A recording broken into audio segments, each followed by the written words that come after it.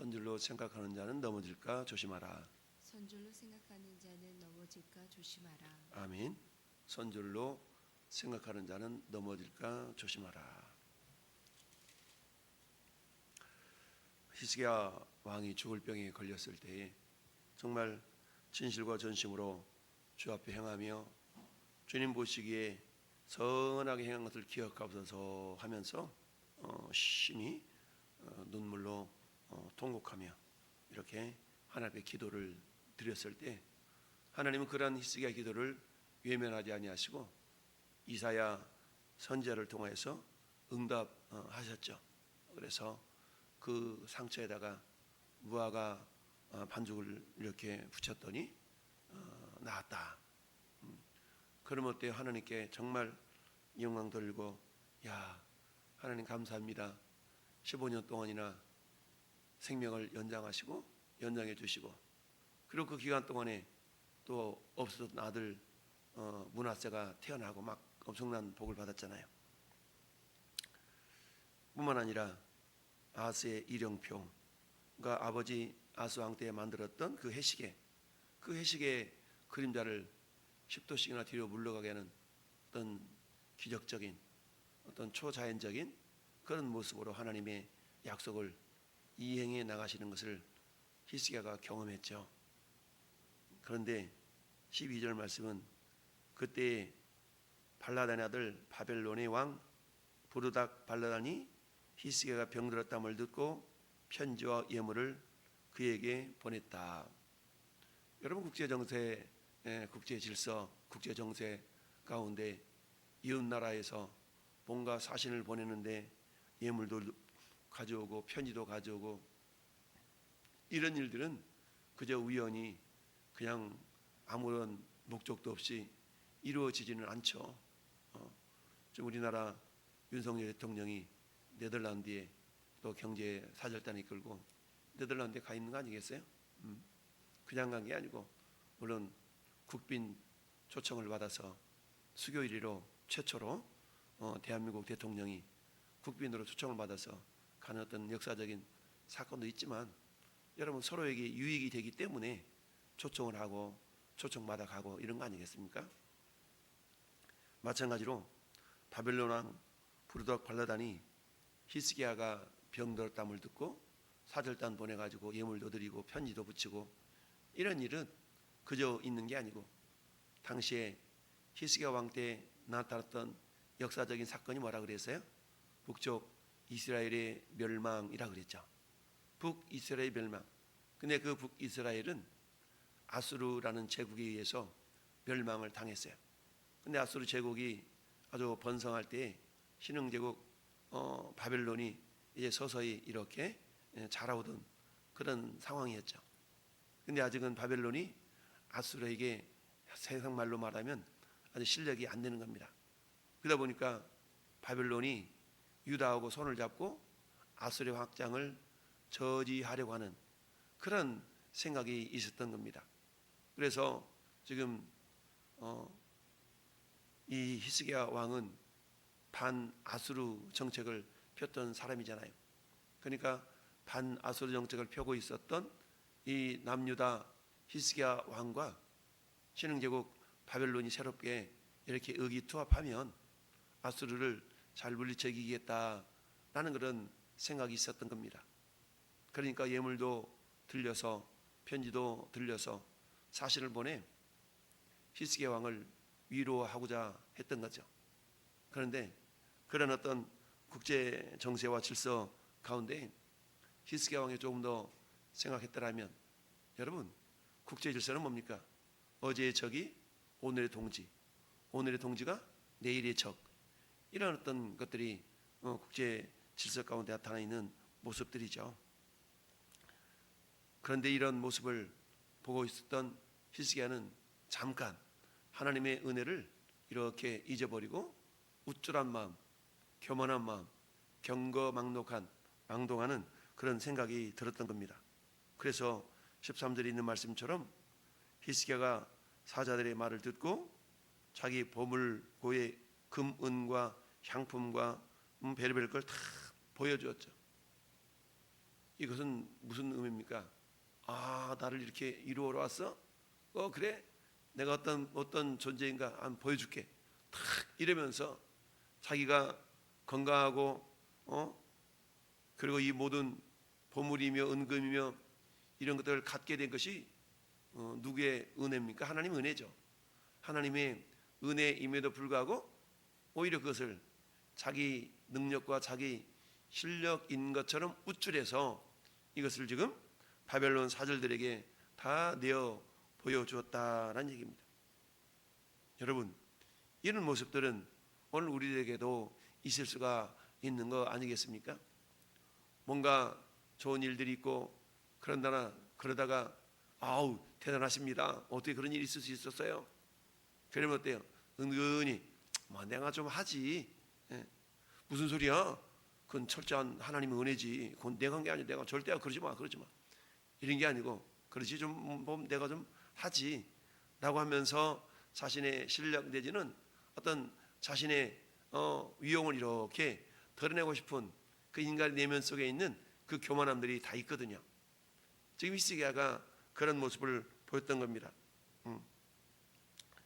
자, 이처럼 하나님은 히스기야 왕을 전체적으로 평가할 때 우리는 18장 3절에서 그는 그의 조상 다윗의 길로 걸어갔고 여호와 보시기에 정직히 행한 왕이었음에도 불구하고 100% 온전한 모습으로 100% 실수도 없이 이렇게 하나님만을 바라봤다면 얼마나 좋겠어요. 근데 그러지 않았다는 것을 성경은 말씀하고 있습니다. 자, 그러면서 이런 모습을 하나님이 아시고 이사야 선지자를 보냈습니다. 14절에 선지자 이사야가 히스기야 왕에게 나와 그에게 이르되 이 사람들이 무슨 말을 했으며 어디서부터 왕에게 왔나이까? 그랬더니 먼 지방 바벨론에서 왔습니다. 날 이루어하자고 왔습니다. 그래요? 그럼 왕궁에서 뭘 봤어요? 예, 이것저것 다 봤는데 내가 보여주지 않는 게 하나도 없이 다 보여줬죠. 이러고 지금 얘기하니까 이사야가 히스기야에게 이르되 여호와의 말씀을 들으소서. 이렇게 말하고 있지만은 지금 뭐예요? 책망하고 있는 거죠. 여호와의 말씀이 날이 이르리니 왕궁의 모든 것과 왕의 조상들이 오늘까지 쌓아두었던 것이 바벨론으로 옮긴 바 되고 하나도 남지 아니할 것이요. 뭘 얘기합니까? 결국 남유다의 멸망을 예고하고 있는 겁니다. 여러분, 이스라엘 남쪽 유다 나라, 북쪽 이스라엘 분단된 이후에 가장 선한 왕이라고 인정받았던 히스기야 왕이었음에도 불구하고 마음속에 잠깐 교만한 생각, 우쭐한 생각이 들어서 그 국가에 있는 모든 은금 보물 이런 것들을 바벨론 사절들에게 보여준 이 사건은 하나님 보실 때는 굉장히 서운한 이런 모습이었던 겁니다. 왜냐하면 그동안 모아뒀던 은금 이런 것들은 결국 하나님의 은혜요. 또한 히스기야 왕이 병들었다가 생명이 연장되어져서 그 건강 회복된 것도 하나님의 전적인 은혜일진데, 근데 사절단이 왔을 때 이게 하나님의 은혜라고 이렇게 그들에게 얘기했다라는 구절이 없잖아요. 이건 마치 내가 잘나서 그렇게 된 것처럼 그랬던 거죠. 여러분, 우리는 먹든지 마시든지 무엇을 하든지 다 하나님의 영광을 위하여 하라라는 그런 말씀을 늘 기억하고 있습니다. 고린도전서 10장을 보면 사도 바울이 유대인들을 향해서 말씀하시기를 광야에서 이스라엘 백성들이 어떻게 하나님을 배반하고 우상을 섬겨서 정말 그들이 광야에서 죽어나갔고 40여 년 동안 이 광야에서 유리방황하는 그런 인생이 되었는가라는 것을 말씀하면서 그런즉 너희는 선질로 생각하거든 넘어질까 조심하라 라고 경고의 메시지를 준 내용이 고린도전서 10장에 나오죠. 오늘 말씀의 제목 선질로 생각하는 자는 넘어질까 조심하라. 여러분, 마귀는 은근히 우리 마음 가운데 교만한 생각을 부추깁니다. 에덴 동산에서부터 있었던 그 사단의 유혹, 이것을 먹는 날에는 안 죽어, 네 눈이 밝아져 하나님과 같이 된다? 얼마나 멋진 말입니까? 하나님처럼 된다니요. 눈이 밝아져서 하나님처럼 된다니. 그 소리를 듣고 보니까 야, 선악을 알게 하는 나무 열매가 보암직도 하고 먹음직도 하고 지혜롭게 할 만큼 탐스럽게 보였다라는 얘기죠. 평상시에는 하나님께서 선악을 알게 하는 나무 열매 먹으면 정령 죽으리라, 반드시 죽으리라, 이런 말씀을 들었기 때문에 그 나무 열매를 볼 때마다 일부러 외면하고 저거 먹으면 안 되지, 하나님의 말씀을 드려야지 라고 하면서 생활을 했댔는데, 근데 사단의 말을 듣는 순간 야, 달라 보이는 거야. 달리 보이는 겁니다. 우리가 왜 그러잖아요. 아우, 평상시에 똑같은 복장, 똑같은 화장, 똑같은 모습임에도 불구하고 사람들이 오늘 무슨 일 있어? 왜 이렇게 좋아 보여? 오늘 화장빨이 잘 들어? 이런 이야기를 계속 한다 그러면 정말 내가 그런가? 라고 사람들이 생각을 하잖아요. 그런 것처럼 오늘 히스기야 왕에게 바벨론 사절 다녀와서 이것저것 인정하면서 칭찬해주고 막 그러니까 그 열매가, 그 결과가 마치 자기의 능력인 양 약간 우쭐해하고 교만한 모습이었다라는 얘기죠. 결국 이 일 때문에 이사야 선지를 통해서 야, 그건 내 공로잖아, 내 은혜잖아, 근데 나를 나타내지 아니고 너를 자랑해 놈아, 이런 지금 말씀인 겁니다. 그러면서 왕국의 모든 것과 왕의 조상들이 오늘까지 쌓아두었던 모든 것, 이게 뭐예요? 하나님 은혜의 산물이잖아요. 이런 것들이 어떻게 된다? 바벨론으로 옮기만 된다. 이건 나라의 멸망을 예고하고 있는 거죠. 뿐만 아니라 18절도 보니까 또 왕의 몸에서 날 아들 중에서 사로잡혀 바벨론 왕궁의 환관이 되리라 하셨나이다니. 굳이 환관으로 표현됐지만 신하라라는 말이 더 어울리는 표현인데요. 여러분, 결국 히스기야 왕 이후에 100여 년 후에 어떤 일이 발생합니까? 그처럼 바벨론이 와서 우리와 같이 의기투합해서 저 아수를 좀 저지하자 했던 바벨론에 의해서 남유다가 멸망하고 말지 않습니까? 그러면서 세 차례에 걸쳐서 포로로 끌려가게 되는데요. 그때 포로로 끌려간 사람들이 어떤 사람들이에요? 왕족들이잖아요. 귀족들, 왕족들, 실력 있는 사람들. 그러니까 18절 말씀에 왕의 몸에서 날 자란 말은 내 몸에서 난 친자식을 의미하는 것이 아니라 그 혈통을 말하는 거예요. 우리가 잘 아는 다니엘과 다니엘의 세 친구들도 역시 마찬가지. 다니엘이 어떤 존재예요? 다니엘이 왕족이거든요. 다니엘이 왕족이었어. 그 다니엘도 결국 끌려가가지고 어떻습니까? 바벨론으로부터 4명씩이나 왕을 이렇게 바꿔가면서 섬기는 그런 지혜가 있었긴 했지만 결국 하나님의 말씀은 그대로 성취가 되어진다라는 얘기입니다. 이처럼 오늘 본문을 통해서 우리가 생각해 볼 것은 뭐냐? 첫째는 말씀의 제목처럼 선질로 생각하는 자는 넘어질까 조심하라 라는 겁니다. 그렇습니다. 인간 세상에는요, 영원한 적도 영원한 동지도 있지 않다라는 것을 우리는 늘 기억하면서 철저하게 하나님을 신뢰하고, 하나님이 영원하신 분이니까 우리가 하나님을 영원히 의지하면 하나님 영원히 우리를 돌보시는 우리 편이 될 수가 있다라는 사실입니다. 그렇습니다. 여러분, 사무엘 선지자가 사무엘상 17장 46절에 그렇게 말씀하고 있습니다. 여러분, 다윗이 골리앗과의 싸움에서 고백한 내용인데요. 다윗이 블레셋 사람에게 이르되 너는 칼과 창과 단창으로 내게 나아오거니와 나는 만군의 여호와 이름으로 곧 네가 모욕하는 이스라엘 군대 하나님의 이름으로 내게 나아가노라. 그러면서 물매를 가지고 나가서 물맷돌 하나로 골리앗을 쳐 이기지 않습니까? 그러면서 뭐라고 고백하고 있냐면 여호와의 구원하심이 칼과 창에 있지 아니함을 이 무리에게 알게 하리라. 따릅시다. 전쟁은 여호와께 속한 것이다.